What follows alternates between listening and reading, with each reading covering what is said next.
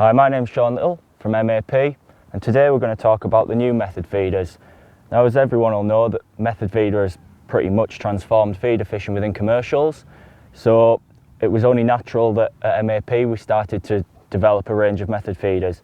Here I've got the two sizes. You've got the large size, which comes in 30 gram and 15 gram.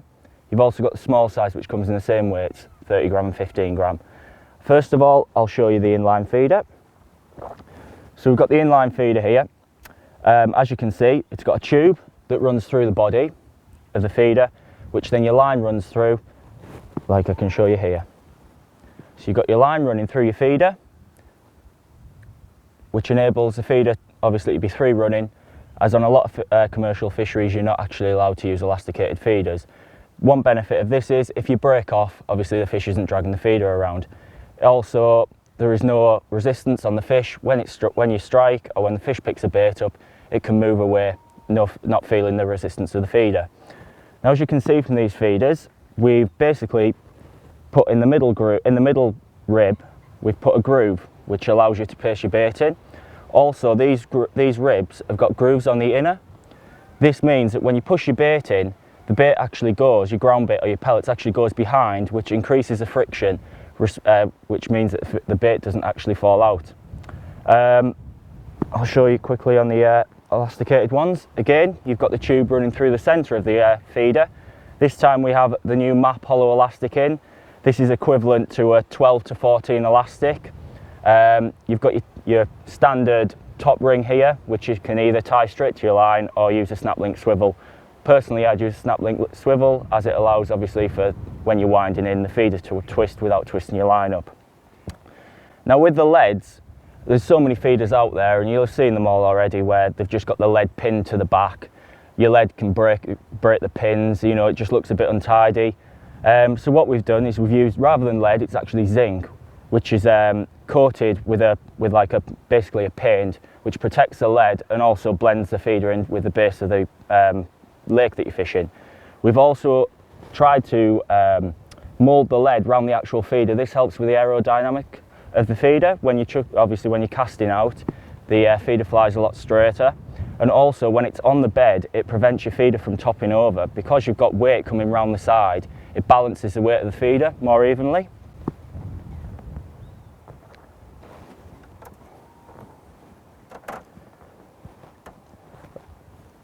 On the end of all the feeders, both on inline and on the elasticated ones, you'll get a little connector. Now this is new from MAP, and one of the problems that as a match angler I've found is that obviously you've got other beads where you have to slide the plastic. Obviously when your hands are cold, when they're wet, it gets increasingly difficult to slide that bead.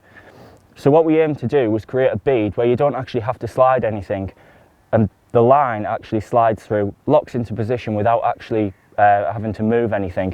I'll show you how this works on the inline one now. So you have your hook length here, your bead, you slide it round the top and pull it in, and it slots underneath the two little arms and clips into position. Now there's no way that that's ever going to pull out when you're playing a fish or anything like that, and you saw how quick that was. Obviously one of the vital parts when you're method feeder fishing is to be able to speed, and one of the key elements we identified was changing your hook length quickly, length of it, size of hook, bait, etc. By doing this connector, it's enabled us to do this basically. I'll show you quickly how to get it off. You get your line, slide it underneath one of the teeth, swivel it round, and it's off. It couldn't be more simple. So moving on to the moulds, you have the small mould, obviously for the small method feeders, and you have the large mould for the large method feeders. Now what's unique about this mould is that it's got a PU coating. It's got an inner skeleton, which means that the mould's actually solid, so when you push your feeder into it, it's not moving around, obviously causing the disformation of your actual ground bait around your feeder. Then it's got a PU coating, which is a soft sort of rubber, which allows the bait to basically be removed from the feeder. It's got an actually non-slick finish, which means that when you remove the actual bait, it doesn't stick to the mould at all. We tried to do the mould so that when you're actually using it, it fits comfortably in your hands, so when you push down on your method feeder, it's not cutting into your hands or, you know, basically being awkward to use. I'll show you how this works. We'll start with some pellets.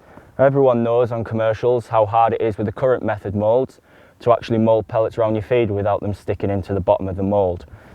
So I'll demonstrate exactly how easy this is with a new map one. So you get your mould, scoop your bait, obviously shake off the excess, push your feeder in as hard as you can and remove. And there you have it, perfectly formed around the method feeder. You can see there's no burrs around the edges or anything. The feed's all compacted around it, which means that obviously it's really compact when you cast in, it's not going to fly off, and your accuracy is improved within your casting as well. I'll now show you with the ground bait. So again, exactly the same principle. Get your feeder, scoop your ground bait. There's your feeder. Push it in as hard as you like, and out it pops.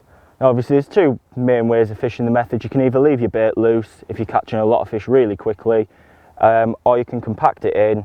By doing this, I simply double press it, whereas I'll push my first lot of ground bait in, put a little, half fill the mould, put a little bit more bait in, lay your maggots in the middle and just tap them in, push your feeder onto it again, compress it down exactly like you would the first time, and remove it, and there you go. Works perfectly again, double pressing it. You can see that you haven't got any of them burrs around the edges like you do with a lot of feeders, where when you go to double press you get one big lump and then another big lump. You can see it's perfectly formed the shape again improving casting ability.